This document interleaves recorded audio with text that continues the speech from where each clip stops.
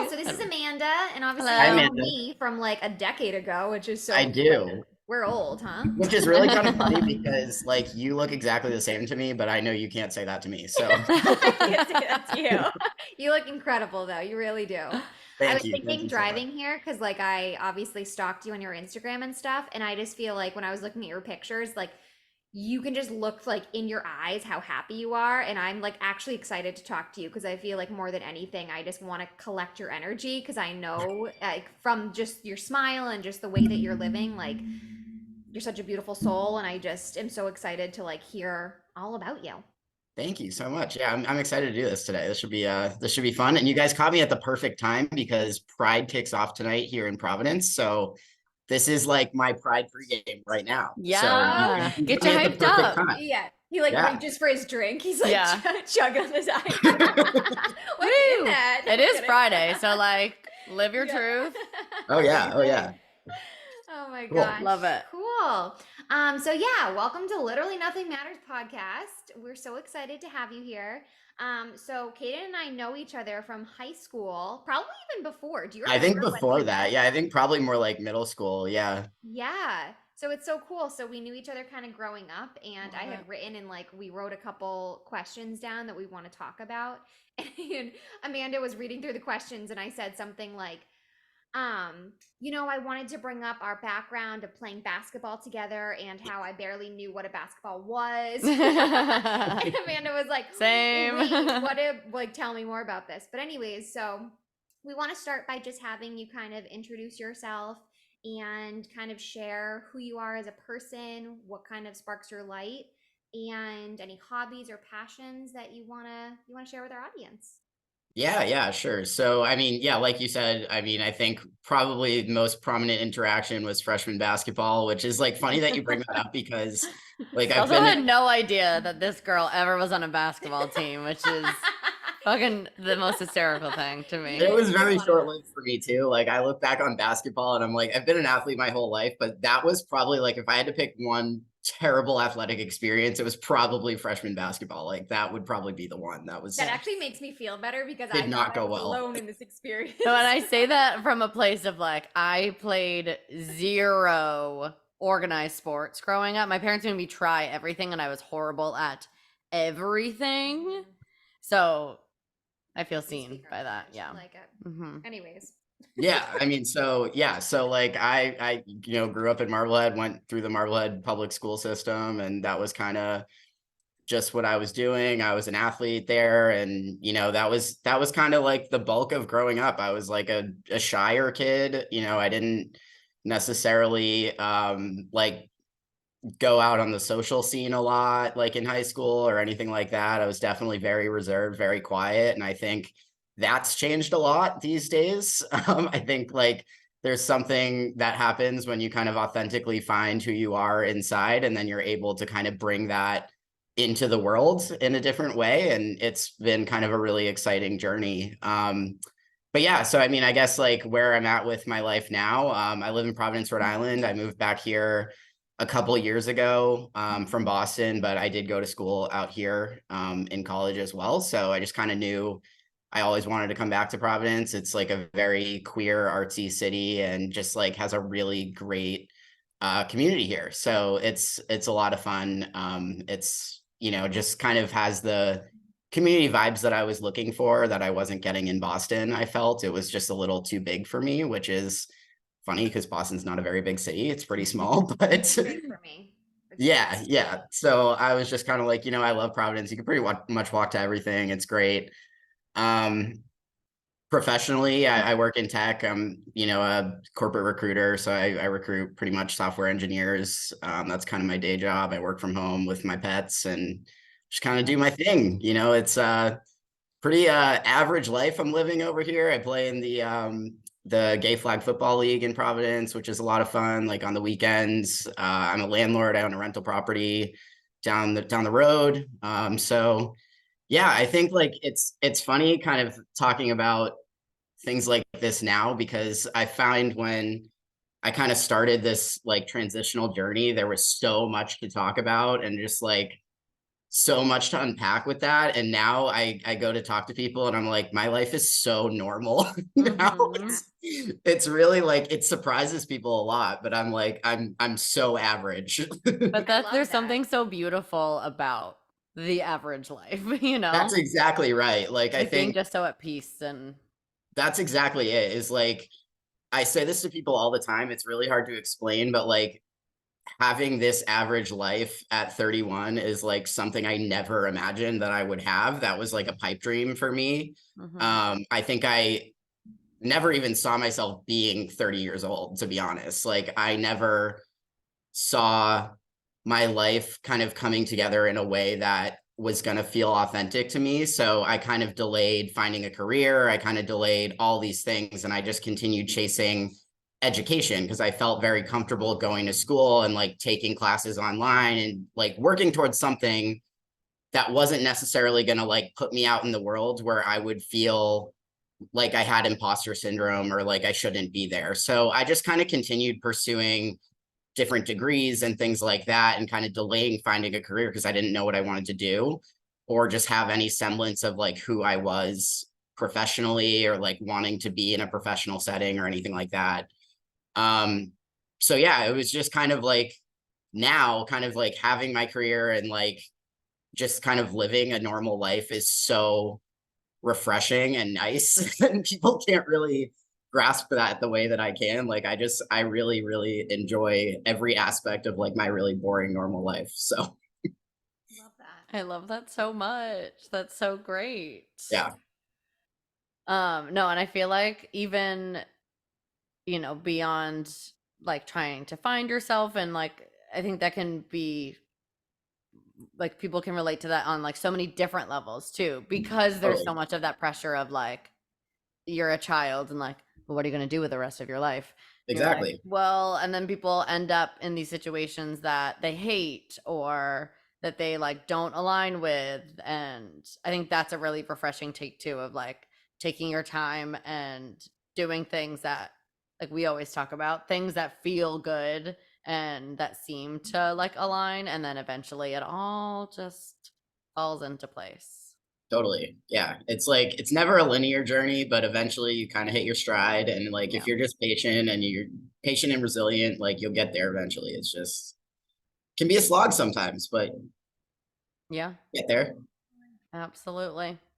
Well, okay. We wanted to see, as much or as little as you're comfortable with, kind of talking through a little bit of what your journey has been like Yeah. and in a way that people that are listening who maybe are not living their truest version of, themselves in their lives might be able to um feel seen a little bit Yeah. or other people just to like understand more too and have more of that like connection to it.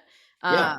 Yeah, so as much or as little as you'd like to share, some what were some of like the biggest challenges, the biggest wins, the connections that you made along the way, and obviously it all ended up so wonderful for you now as you were saying.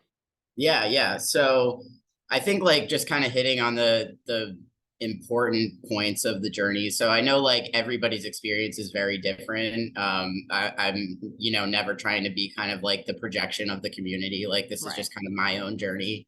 Right. Um, And that's not but your job either, is to be Right. like, let me tell you everything that there is Yeah. to know. Like, yeah, like I realize like I'm in a very fortunate position and my experience has definitely come with a lot of privilege to it that a lot of people, don't necessarily have. I grew up with a lot of resources to be able to make this happen fairly quickly for myself and things like that. And I know not everybody has access to that. So I just kind of want to be transparent about that before I go into what my journey has looked like. Cause I know I mhm, have definitely had some struggles, but I've also had a lot of privilege along this journey as well. So I just kind right. of wanted to acknowledge that.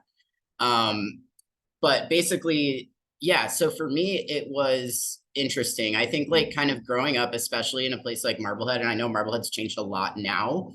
Um, but kind of growing up there, I really didn't feel like I had any verbiage around any queerness at all. I felt like I felt like it was a very small population, at least in our school system, not very kind of well explained or taught to like students in school. Like, I don't think it was a thing that was talked about a whole lot.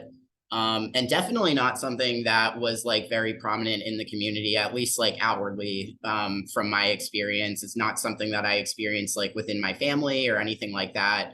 So I think I just kind of like definitely repressed a whole bunch of stuff that, you know, might have been kind of coming up internally for me. And I think that's why I was such a shy person back then, is just because like I didn't understand why I felt different and I didn't have the verbiage to talk about that. So I just kind of like kept it as an internal, like, I'm just shy and this is how I'm going to walk the world, I guess. So that was kind of like how that went. And then I think something happened when I went to college, which was like you get a new opportunity to kind of like be somebody that nobody knows about. And so that for me was like a really big moment where I was like, I'm going to go into college as bi, just like, I'm just going to go and just say it from day one. Like, that's what I'm going to do. Because I think for me, like, family was really something that was holding me back. I think it was something that I was like very, very afraid of what my family was gonna say about. And this was just me thinking that I was gay at that point. Like, so I think that was something like going to college and having this environment where you can kind of create yourself all over again was really appealing to me. And so I went in there. Sure enough, like 4 days into school, I was like already in a relationship with a guy. And that was like, what are you doing? Like, literally, what is going on here? I was just kind of like, I wasn't hitting my stride. I got placed in the all girls dorm, like the experimental all girls dorm, of course. Great. And so I was like, oh, perfect. Like, this is going to go really well. So of course, like, I'm now trying to fit in with like this like very sorority like aspect that I didn't ask for, kind of going into school. So I was like, all right, I guess I'll just like get a boyfriend and like be friends with all these people and, you know, whatever. So that just kind of spiraled into more of like trying to repress things. And so the way that this kind of came about is I ended up getting asked on a date online by this girl from Providence for Valentine's Day. And I was just like, oh, I'm going to go. I'm going to like do this. But I told all my roommates that I was going out with a guy. So, because I just like I wasn't ready to own it yet. And so I like went on this date and I was like, oh yeah, like we are very gay. This is a thing. So, I feel like it's feeling too good. Yes.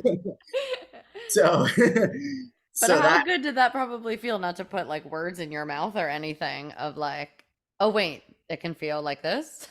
yeah, like, so overall, like that was a really interesting realization. But at the same time, it made everything really complicated because I was like, now this is something that I actually have to like own, and kind of like bring this as my new life or whatever. And so I did start doing it like on campus and in college and stuff. I got involved in like women's rugby, which is like the gayest sport you can ever play, and like all these these other things. So I just like completely like tried to shift my entire like community and what I was doing at school and everything. But long story short, basically word got back to Marblehead that this is what was going on. I'm not really sure how that occurred, but my parents found out. And that became like a big tumultuous landslide of years, basically, where it was like, it wasn't kind of like outwardly like we don't support this, but it was more like you didn't tell us and now we feel betrayed, and like we don't really know how to support you because you're not talking about it, but you don't want to talk about it, and just kind of all this stuff. And so it just kind of spiraled a lot. You know, it was not easy for anybody, and I'm also owning my part of that I didn't make it easy for them the way that I kind of navigated that process as well.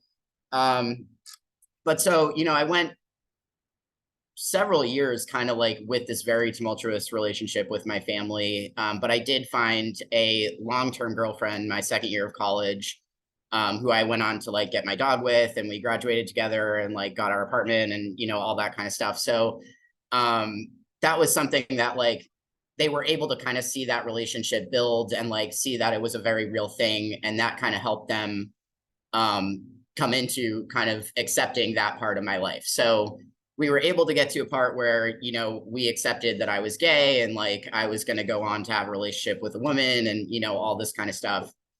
And then a few years after that, I was working at my college as the director of LGBTQ affairs, or the graduate assistant of LGBTQ affairs, but it was like the only position that dealt with LGBTQ anything there. And so I was working there like during my master's, kind of doing my like thesis work there with those students. And I decided that like through working with those students, I had learned so much about like trans identity and queer identity that I didn't really know enough about before, just through working with kids that were experiencing their own identity issues. And I realized that kind of like, as I was coaching them through that, I was also kind of coaching myself through things I didn't necessarily realize I wasn't allowing to come up in my life at that point. And that's when I kind of like made the decision that I was going to transition. And I was dealing with so much anxiety around my family at that point that I didn't have a very good relationship communicating with them at all. So I ended up writing letters back to Marblehead, and was just like, you know, I already have a date to start my hormones. This is something I've already decided to do.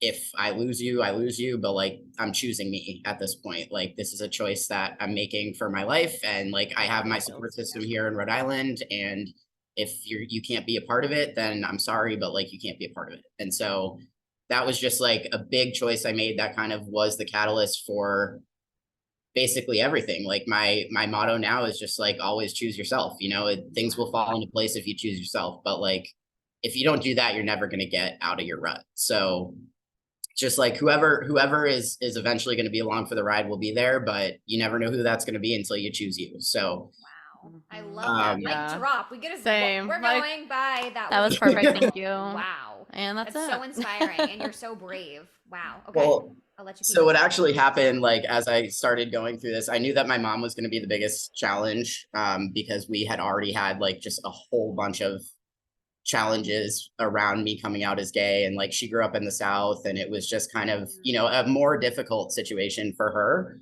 Okay. So I knew it was going to be hard. So when I wrote letters back to my family, I wrote one to my dad and my stepmom, one to my mom and my stepdad, and one to my grandparents. And so I sent them all out.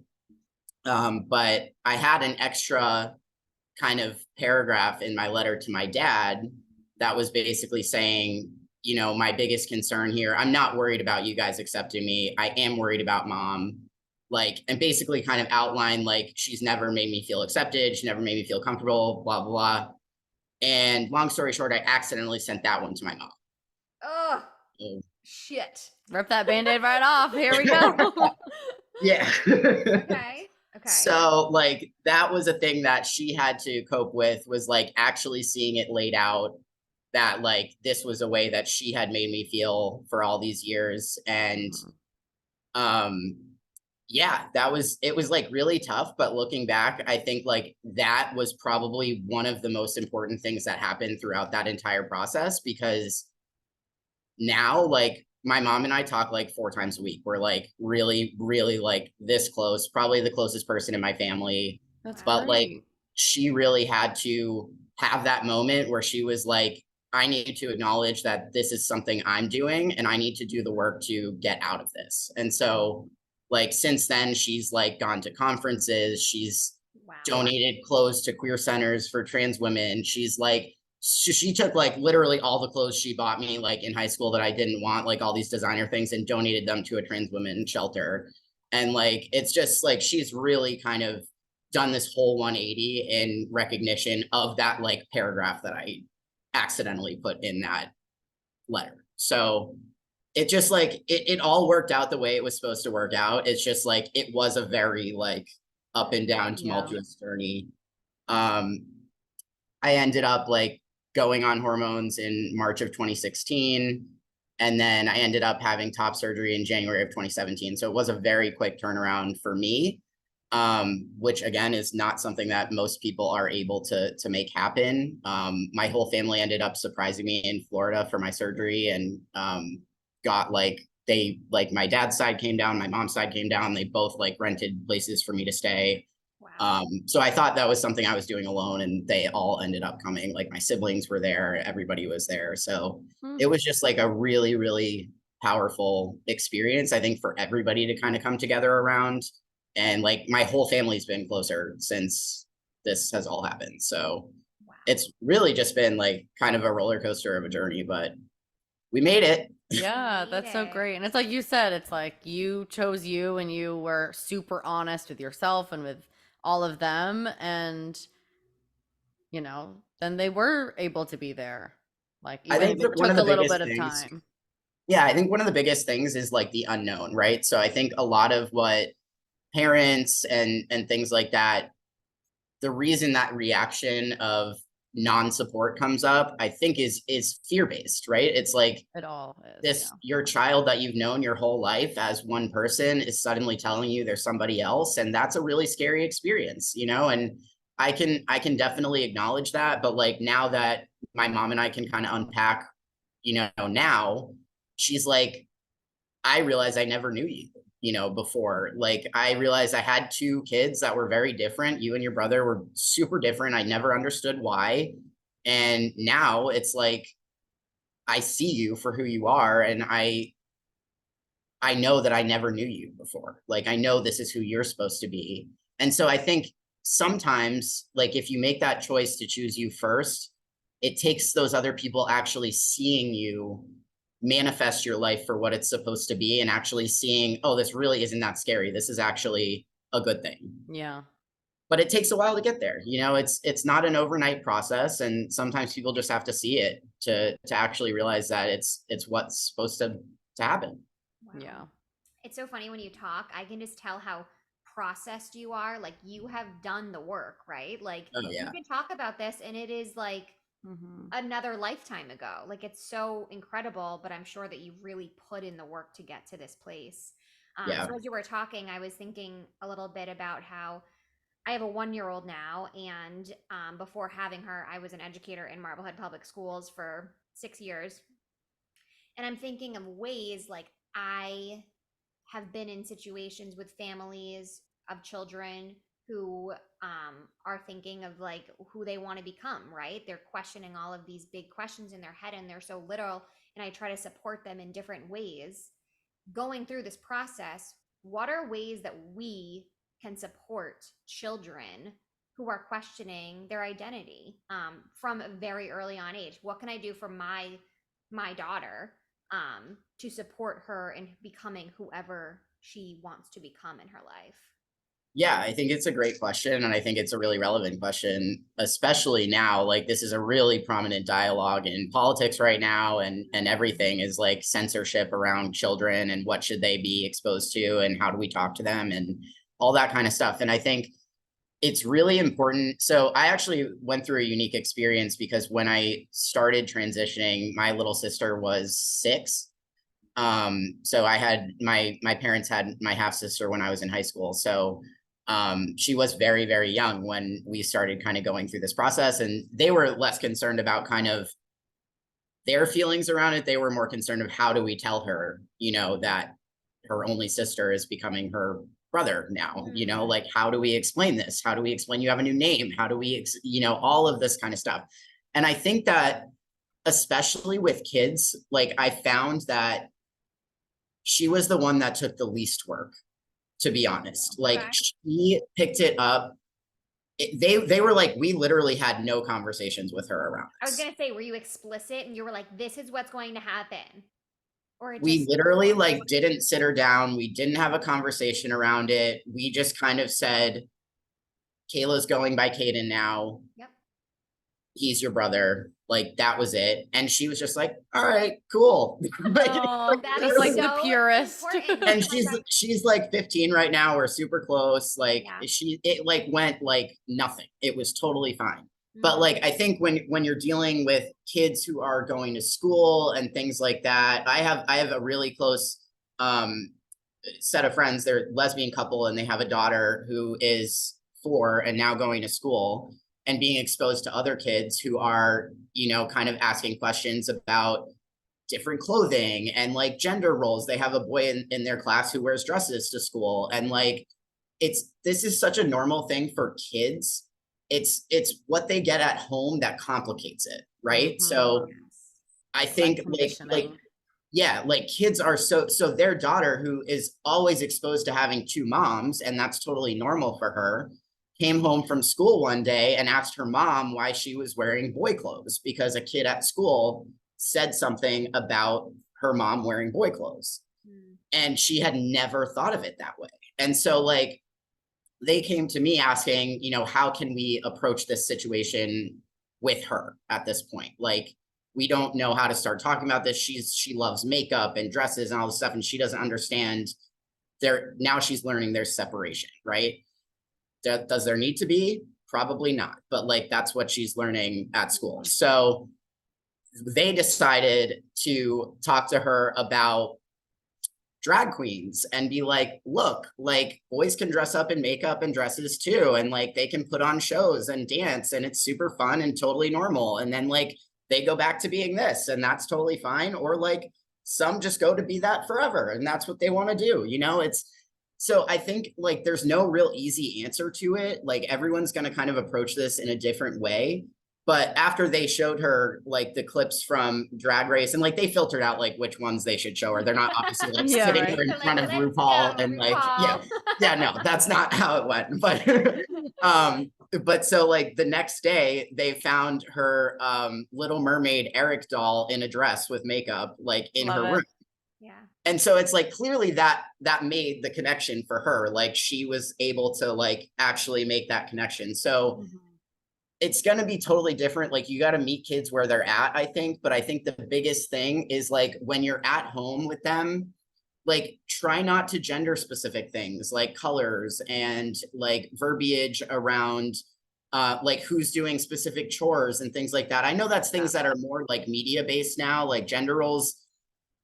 I mean, in my opinion, at least in the circles I run in, they typically have gone, you know, pretty much by the wayside. But I think it's important, especially with kids, when you're kind of setting those expectations, is like try to ungender things as much as possible when you're at home. It's like such an easy thing to do to just kind of like if they pick up like a different kind of toy at the store or something like that, that's not what you might expect. Like maybe talk to them about that for a minute, see if something's coming up around that, you know, like it's hard with kids because they don't necessarily have like the verbiage to talk about these things and like what's going on. Yeah. So it's kind of more just like play off of them. But I think as long as you're coming from a place of care and like coming from a place of listening before kind of like telling what to do and how to do things, kids will generally guide you to where they need to go as long as they don't feel pushed into one direction. Yeah, I love that. That was really long-winded, but no, that was great. Yeah, I also feel like I wonder if your journey would have been different too if like you just had more exposure to anything different than just the regular, not regular, that's the wrong word, but like how we grew up where 100%. There was like one lesbian wedding ever on a TV show, and like there just wasn't representation. And like totally. that's the importance of representation, right? Is so you can see yourself in all these different scenarios and feel validated in who you are instead of being so confused and like down on yourself almost for so long. It's not exactly. it's just a state. Yeah, I mean, if you're not seeing these things out in the world as possibilities, you're never going to feel like you're in a normal situation. So it's like when you're cut off from those visuals, you don't know that they're happening. You don't know that they exist. And so that makes you feel very much like something's wrong with me. I don't know what it is, but something is wrong because I don't see anybody that is fitting what I feel like I am. Yeah. But then you start to see now, especially like we have so many different queer shows. We have all these different things coming up in the media now that are making these things really prominent, and they are getting in front of kids and parents, and there are resources coming out for parents to be able to help their kids if they are struggling with these things. And yeah, it's creating a totally new landscape for how kids are able to express themselves. And I think that's why we are having so many issues politically right now around trans kids and things like that. It's not that the agenda is being pushed and more kids are being trans. It's Right. that there are more resources and kids are learning what these things are easier so that they're able to see themselves a lot clearer more early in their life. Yeah. Right. So it's 100%. yeah, it's like it's totally different. Everyone's pinning it on adults who are pushing this agenda on children, but really you're just giving them access to learn who they are faster. Yeah. And listening to them and validating their feelings. And this is just Exactly. making me think of when I was teaching, there was like a really big teaching strategy we were being taught of the idea of windows and mirrors, right? So, like, all of your curriculum, your books, what you speak about should be basically half and half a window into like someone else's life, right? Mhm. Like, show the books of people of color, show the books with two moms, show the Yeah. books with two dads, show the books with the grandmother raising the kids, you know, like Mhm. give it all to kids so that they can see it. Like, this is our world. We're not all white. We're not all in heterosexual relationships, you know? And then the other half of the curriculum could be mirrors, right? Yeah, you can read Flat Stanley because you're a little white boy in my classroom, you know, Yes. but like not all of us are little white boys in the classroom, you know? Right. So it's like just giving the opportunity to show that there's not just one way of living. Right. Which I think is what you're saying too, and super important just as an educator. Yeah, especially as an educator. Like I think there's huge conversation right now around banning books and things like that. And it's Oh, like, so frustrating. yeah, it's like all they are resources. You're letting kids explore different avenues of just what they're gonna see out in the world. This is how you raise people to be compassionate, empathetic individuals, is by Right. letting them know that there are differences out there. Right. And they're beautiful and you can learn so much from other people and they should be celebrated. And I also hate that it's now like the argument is like you're sexualizing your children. Like, Ah. no, bitch, you are sexualizing it. It has nothing Yeah, to do no with one that. talks about sex in the classroom. Right. I promise, No. no one talks about sex in the Like classroom. with literally second no one is graders. doing that except for you and your creepy priest at the church you're dragging them to. Yeah, it's like weird, So- it's weird that you're thinking that that's what's happening. Like Literally. right. Like why are you going there? Yeah, you and your creepy priest. It's true. I'm gonna get canceled. Oh my god. it's just like the trans bathroom thing. It's just kind of like, why are you so concerned like with other people's genitals? I'm not really it's the weirdest argument to me. Right. And And just kind of like, also the Go really interesting part of that, I mean, not to go on a tangent about like bathroom Please bills do. and We everything, No. love tangents. yes. but like the Please. weirdest thing about that I feel like so many people are forgetting is like trans men get left out of the bathroom conversation. Like Mhm. it's all about predatory men wearing dresses going into women's bathrooms who are actually just like literally women trying to pee. Yes. And the flip side of that coin though is like, do you actually want like male identified trans men walking into women's bathrooms? Is that Right. better? Like, should I be going in there? Is that going to be received better? And like so you're validating like the whole thing of like, oh, these predatory men. So like you're validating that like men are the fucking problem, right? Oh, like you know? I absolutely. Well, yeah, Like I it has nothing to absolutely. do with trans people being the problem. It's men No, are it's predatory literally and the are worst. I'll tell you the problematic. worst part of transitioning, the entire, like the absolute worst part of transitioning for me, like without question, has been having to go into men's bathrooms. Like Yes. God, say more. literally the worst. Like men are the problem here. Like I don't want any part of that, but I understand that like women's bathrooms are safe spaces for women. So I am not welcome there and I understand. But like, yeah, it's not fun going into men's bathrooms. They're disgusting. They're just, no, it's the Rude. worst. It's gross. And like, yeah, they are predatory and they're, I don't know. It's just, it's not my cup of tea, but I love that you said that. it's just like, it's like that whole part of that debate gets overlooked, because it's Right. like, if you do ban trans women from bathrooms, you're banning trans men from men's rooms, and now they're going to have to go, like, that makes no sense at Right. all. Mhm. Right. And also, like, if you want to talk about enforcing these rules, like, are you literally going to have someone looking down people's pants at the door? Like, Literally. how do you want to make that happen? And then we're going to go talk about kids, and now you're talking about like really risky behavior going on there. If Mhm. you're going to censor that in schools, no. Yeah. So it's like, none of these arguments make any sense, No. and they're all rooted in Yeah. literally nothing. Like, if a man wants to assault Yeah. a woman, he's not going to put on a dress to go do it. He's just No. like, They've been Yeah. doing it for decades, centuries without having to do that. So like there are literally no statistics of trans women assaulting women in women's No. bathrooms, but like, there are plenty of statistics around men sexually assaulting women in women's bathrooms. everywhere. So Yeah. like, it's just like, all these arguments are so stupid, and they all boil down to, we're trying to censor the world from trans people. Like, we Yeah. just don't want them here, and it's just stupid. We're gonna be here. Like, we kind of have to pee sometimes. That's a Like, thing that we're happens. here. So So like, Yep.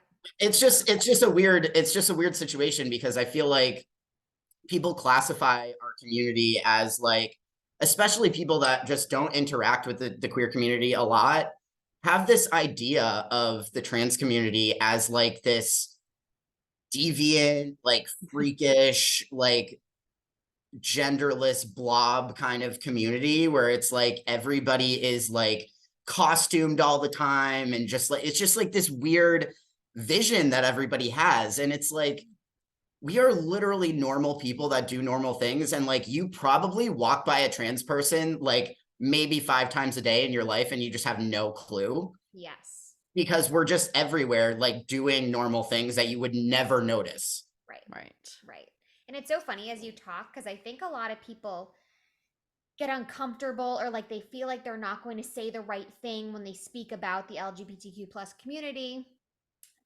And I find, in my experience, I always find it way more easy to speak to friends that are in this community and who hold space for people in this community. Like, if I mess up, if I say something wrong, like, I know you're not going to like, get really mad. You might educate me. Yeah, like my friends have educated me plenty of times. But I find that when I speak to the other spectrum of who you are, I can't get a word in. Everything I say is wrong. And I'm not being educated, I'm being told, right? I'm being like told to fear, like I'm being taught that whatever I'm doing is wrong, wrong, wrong, wrong, wrong. And so Yeah. it's just so interesting when you speak, because I just feel like I'm just talking to a friend right now. Like, I might say something, and if I say it wrong, please correct me. And I know you would respectfully, but I know that if I speak to the opposite end of this, it's not going to be the same conversation. No. And so, like, Absolutely. I always am like excited to have conversations with people in this community. And it's just funny as you speak, because I just feel so open to just kind of like say how I'm thinking. So thank Yeah. you. Yeah, no, that's it. Like, that's exactly that's a great point too, because I feel like one of the reasons that like we didn't have the verbiage for these things is like, people are afraid to talk about it. Like, Yeah. people are afraid to talk about it and afraid to mess up and things like that. And it's just like, if you don't start talking about these things, they're never going to normalize. Mhm. So I do know people that, just don't want to be like the educators and whatever, and that's totally fine too. But Totally. like, for me, I think like this journey opened up so much clarity for me and so much peace for me. And for me to not try and share that with the world, even if it changes one person's life, like, that would be enough. Like, it saved my whole life. So if I can, do that for one person and help them figure that out, then like, talking about it is what I'm going to do. And like, yeah, having an open platform doesn't always invite the nicest people. Like, yeah, you definitely do have to deal with some of those like keyboard warriors, and occasionally like real life warriors that like are going to come at you in person, and things like that. But it never outweighs like the ability to help somebody find a community and find like their sense of self and things like that. Like, it never outweighs that. Right. So I don't know. I just think talking about it is so important. Educating is so important. Like, creating open spaces for people to learn is so important. Because if like you don't provide those opportunities, everyone's just going to stay in their heads in their own little bubbles and never learn anything new or be open to anything new. So, you know, we need people just willing to talk and like share space. And I really appreciate you guys like having the open dialogue today. It's like it's a really nice chill setting. So it's great. Yeah. Well, I feel like I mean, it's like really the reason why we started this podcast was just like there's the two of us. We have a very limited, our own limited experiences of the world. So if we can, somehow create a platform to lift up other people's voices, so we can, whether it's, the doula that we talked to last week and all of her different experiences that ended up being so much more layered than we expected Yeah, them we were to like, be. where are we going? Oh And my like, gosh. it's such a special thing, just human connection of like, It's such a basic need. yes, You know? Yeah. right, opening up your minds and your hearts to other people. And it is so funny, I feel like, yeah, that whole problematic group of people that are so based in fear and like, I'm sorry that you have been riddled with guilt and shame for your whole life from your religion. The religious people are going to come for me. I know they always do. They always come for us. But it's just funny that I feel like everyone in the, pretty much everyone, that's an overarching statement, but like, pretty much everyone in the LGBTQ plus community that I've ever really connected with, it's like such a open, inviting, like accepting, like magical experience. It's like, how I go to how every is Pride this festival so- I can. Like, if I go to a city and there's like anything to do with like the gay community, I'm like, Chad, we're gonna go to this event. Like, you will find us at every one of them. They're so fun. Like yeah, you're saying. Blast. yeah, it's just like it's an environment unlike anything else, and it's like maddening that people can't just like put their shit aside and Just love. It is so Yeah. unfortunate because like Pride especially is like when you get to see like the whole culmination of it, but like the community, like everybody in the queer community is so different and has such a different journey and different Mhm. like identity points and things like that. But everybody is able to just kind of like acknowledge that the celebration is because we're all different and Yeah. because we've all experienced marginalization around those differences. And it's a commonality of like, I mean, the first Pride was a protest, right? It's Yeah. all about celebrating, you know, where we've gotten to and like just being able to enjoy those differences, like Mhm. have those differences publicly and have them celebrated. And everybody kind of has their own thing going on, and you know, nobody's got to kind of be on the same page, but we all accept everybody for who they are, and that's kind of the way it works. This is a really beautiful thing. Yeah. Like, I think the whole world can take something from the queer community, to be honest. It's just very 1,000,000%. Like the world would be such a better place if like that was the way that people just thought in general. Like, it Like, shouldn't be a group be a of good people. It should person, be you're the good. world. Yeah. be Yeah. a good person, don't put people in boxes, and just let everybody live their life. Yes. Everyone will be so much happier. 1,000,000%. Right. I literally was going to ask you what pride meant to you, so you really jumped right into that one. So Oh wow, okay. you beat me to it, so that's perfect. Let's see, a couple of things just to end it or to round it out as we near the end of our time. Well, I know you said that you felt like you had a little bit more of like a privileged journey through this, and obviously I think it's lucky that during college, it's a little bit easier to find those pockets of people. But do you have any advice for anyone else that might be trying to like figure their own stuff out, like either resources that you think could be helpful or places to kind of find that support or anything of that nature? Definitely. So I think a lot of community happens on social media, especially when you're in an area that you might not have access to, like a lot of social groups and things like that, that would be kind of aligned. So I would definitely encourage people to try and connect with people on social media. I know I do a lot of communicating with people like from different parts of the world and different parts of the country on how they're, you know, going to be able to navigate trying to get hormones and things like that. just because they don't have like adults that they can talk to about it. So I think like if you can find somebody who's kind of been through the same situation, ideally in kind of your area, who knows how to navigate like your state laws and things like that, that can be super helpful.